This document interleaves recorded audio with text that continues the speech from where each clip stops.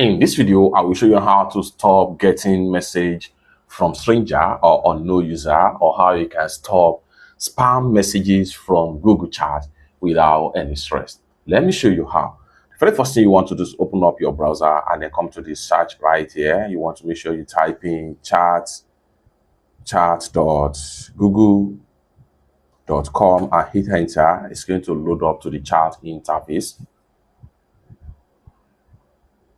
So just like so, it's going to load up to chat interface right here. Now, how can you block or stop getting message from stranger or people you are not aware about their identity?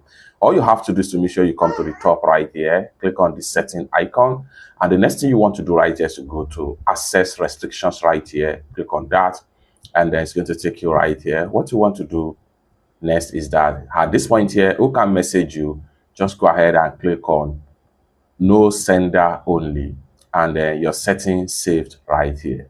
It's that simple. With that, you will stop getting message from stranger or any kind of spam messages direct into your Google Chat. It's that simple. For more useful tutorial tips and tricks like this, consider to subscribe. Thank you so much for watching, and I hope to see you in my next video. Bye for now.